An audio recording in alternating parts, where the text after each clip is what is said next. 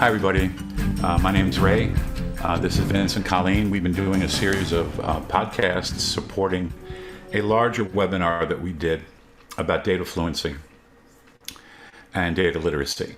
So we've reached really, I think, the final one, but we'll see how the conversation goes. They may choose to do another one when we're done. So the intent today, and the reason why we're doing that, is to kind of pull together the 6 steps that we gave you in the webinar.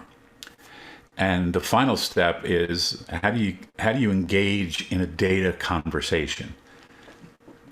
Our position, and it's just our position, doesn't mean it's the right position, it's our position, is we need to tell a story. Tell the story that the data elicits from me so that we can then engage in a conversation with the people that we just told the story to.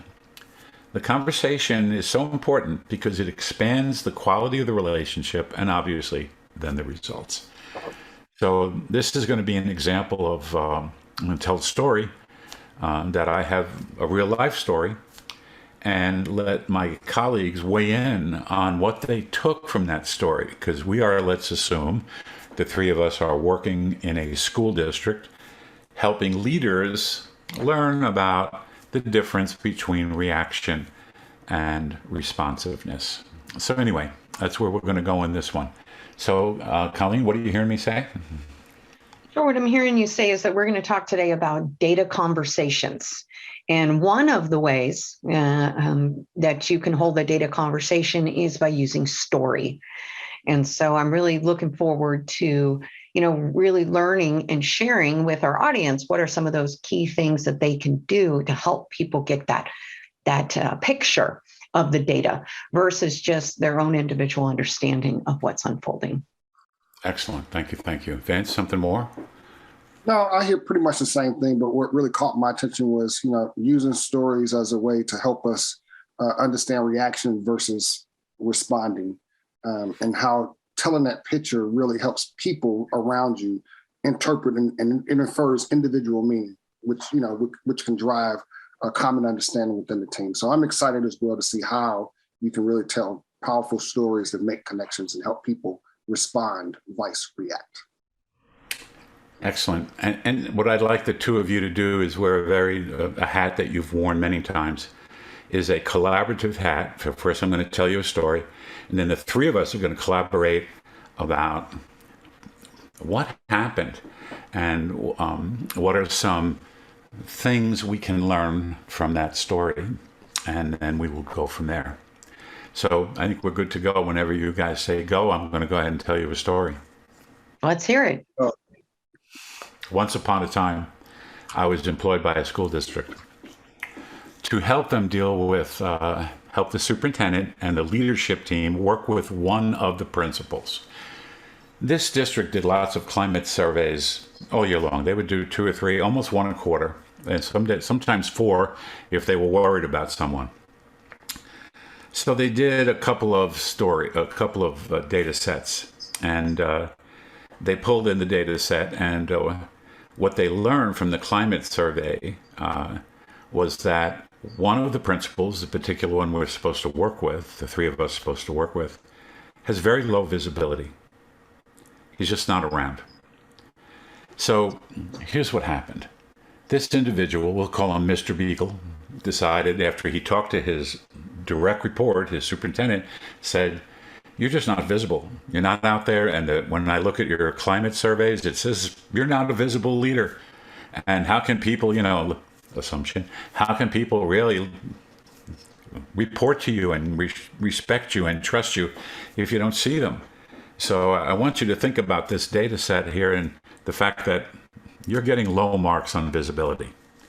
Well, of course, he's a relatively new principal, not yet tenured, and he took that advice that he received from his superintendent, which was an interpretation of the data set, that his major problem is he's just not visible. Well, for the next 90 days, he went into every classroom every day. He was so exhausted at the end of every day, he could barely move. He never really, and when he went into the classrooms, here's what he did. He would show up, he would go into the classroom, he would check off his box that he was in classroom 201 at such and such a time, and then he would leave. Then he would go next door and go into that classroom. Okay, check. I was in that classroom. And he did this day after day after day for 90 days. And what do you think happened to the data set about his visibility as the leader? It remained flat. They still believed that he was not visible as the leader of that schoolhouse. The end. Tell me, how does that story land on you? Who'd like to go first? So I guess I'll start. That's pretty, I could see that story happening and unfolding because sometimes people take data and they rely on it, as a fact in and of itself. But what they've not done is take an opportunity to understand, well, what are they trying to achieve by obtaining a climate survey? What's the goal of the survey? And then once you receive data, you also have to realize that, data is just a snapshot at that moment in time and space. And so then what, so what next? I didn't hear anything about the next steps other than just taking raw data and making an inferring an interpretation of what that means from the individual superintendent's perspective. And that interpretation had, costly impacts. I mean, it wasted a lot of time. It didn't fix the issue. It didn't allow the team to address the issue. So, but that's the risk with data. A lot of organizations, a lot of people take data at face value and they run with it without even understanding what is this for. So as I listened to that, I thought that's such a travesty. As you were telling that story, I'm thinking, what a horrible, horrible use of data with pretty bad negative outcomes. Okay, those are my initial thoughts. And something that you've taught me and taught both Colleen and myself is that whatever my boss is interested in, I am fascinated by. Right? So here's my boss interested in my data set, my climate survey that says I'm not visible. So I walk away, go, okay, boss, I will take care of this. And he came up with a way to take care of it. He did not go back down the ladder to even ask any questions and be curious about, I wonder what they really mean by not visible. Colleen, how'd that land on you? Yeah, I think one thing that resonated with me, Vincent, it reminded me aligning, right, the data toward the outcome. We chatted about that. I think that was one of our very first podcasts in the series. So that was one thing, absolutely, is what does that really mean to be visible? And what is the outcome we're looking to achieve? But I think that story really highlights this human element of interpretation of data and the importance of having these data conversations, because that gentleman interpreted it through his own lens, right? That data, created it, formatted it, created information, and then he went out and he applied that particular data set to the best of his ability. So that application resulted in a checklist of, was he visible? However, that really wasn't my understanding, at least from my perspective, of what that superintendent was really, really intending him to shift, and perhaps those teachers as well. But I think the data is there for a reason. And if we don't pause to really think about the outcome and the application of it, we're going to miss the mark. Okay, well said. So who do you think my client really needed to be in that mess? Superintendent. Yeah.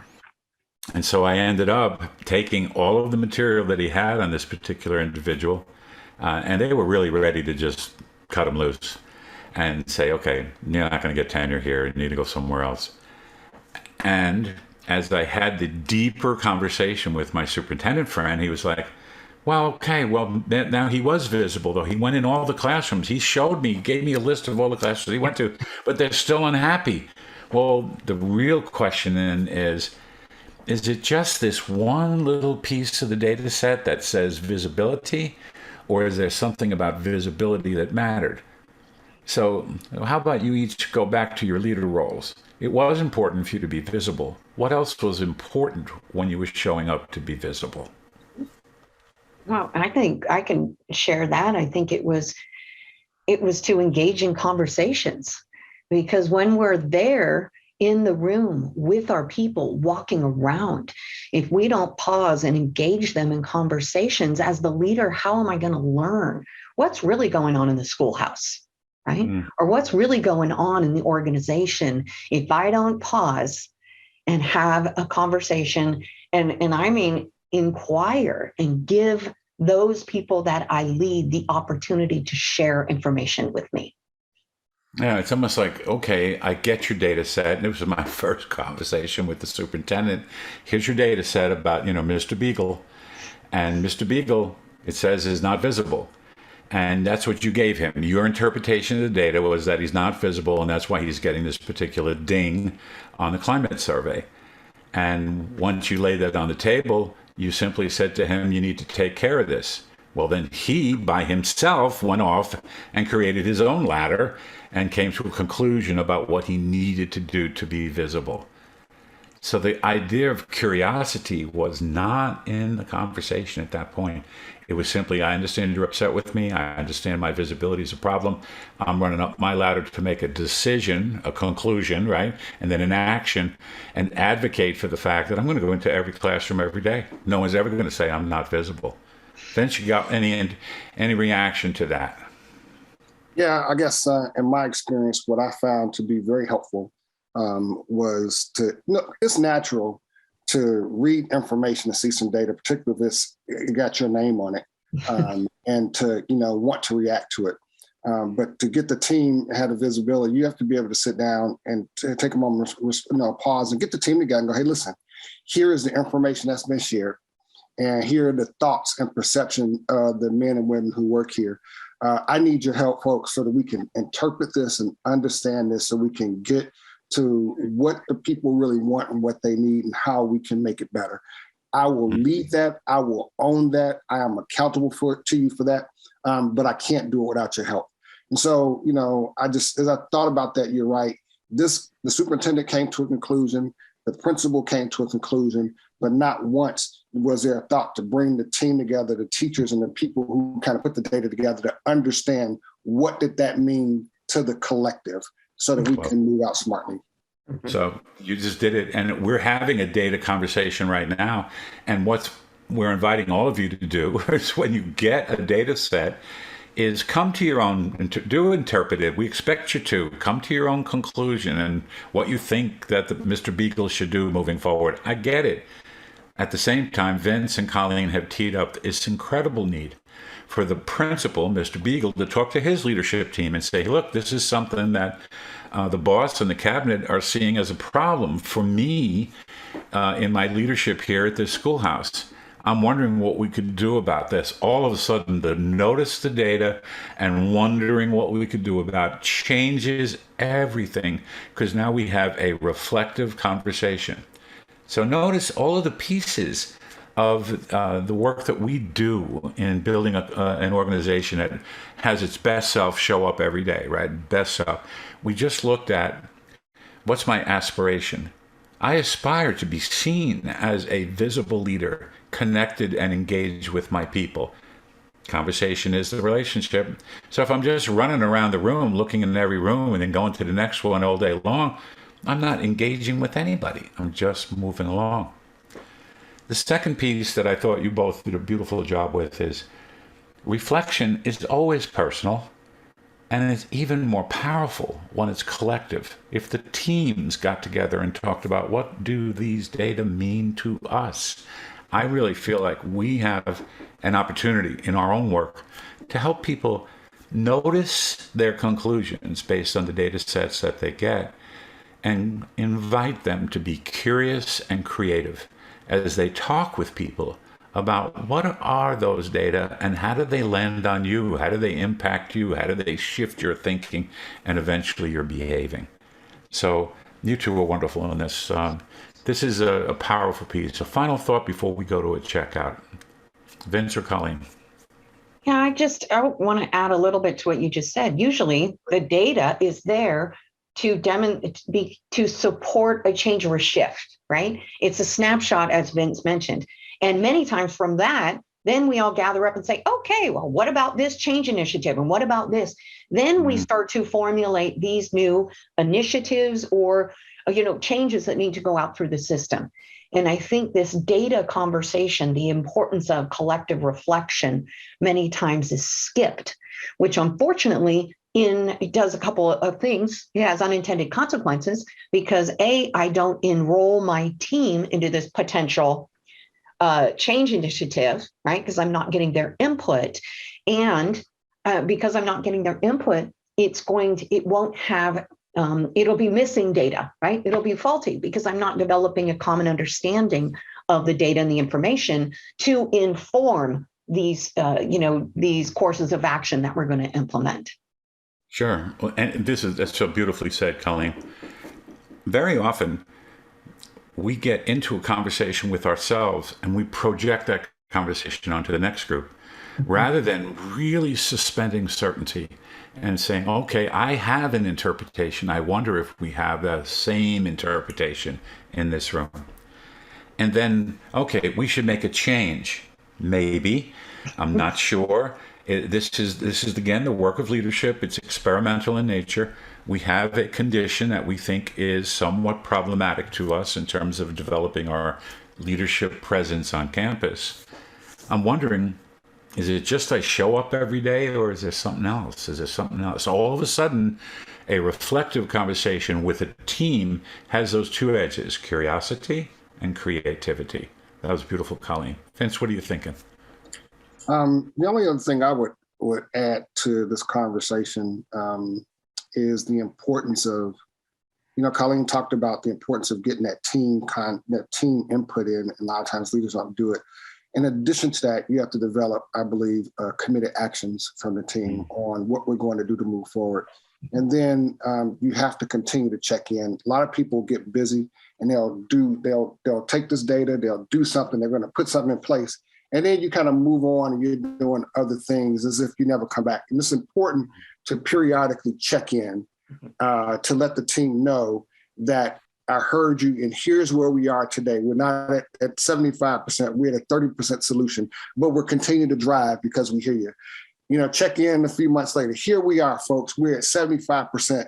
And this is what you said. Are we still moving in the right direction? Is this still what we need to do? So the getting the committed actions in writing, and then the periodic check-ins really help the team remain aligned towards the stated outcomes. I just think that's the important part that I want to add to the conversation.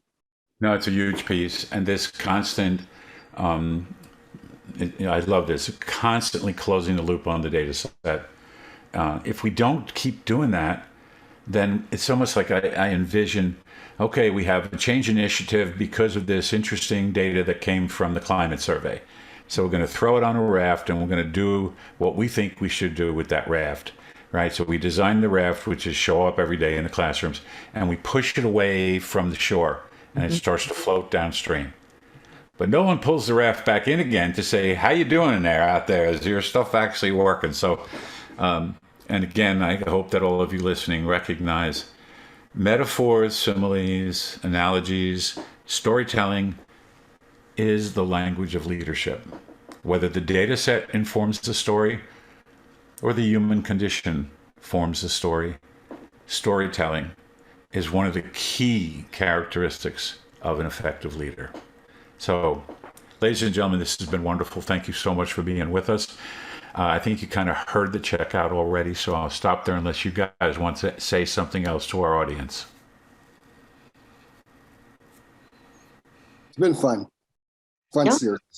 Yeah, I just think it's just, ensure that you pause and think about the data set that you're going to be sharing with others. Yeah, sometimes people just put everything on the wall.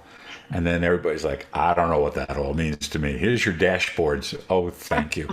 Now, what does that mean to me? Because that's not me. That's something other than me, although I have contributed to that particular number. That was really good. Vince, anything left? No, this was fun, man. I enjoyed this segment and this series. So. Me too. I enjoy both of you so much because you make it so much fun to do the work. Because I told kind of a little story, and look where the story went. So as you see a data set and you tell the story that the data set, what it means to you, what that data set means to me in story form, it sets the stage for a data conversation. Ladies and gentlemen, thank you for being with us today. Hope you had some enjoyment. We look forward to seeing you on the next podcast and certainly the next webinar. Take care. Sincerest thanks for listening to this episode of the Everyday Leadership Conversations podcast. The Jorgensen Learning Center offers a variety of programs for individuals and organizations to enhance their communication and leadership skills. To find out more about programs and upcoming webinars, check out our events page at gojlc.com.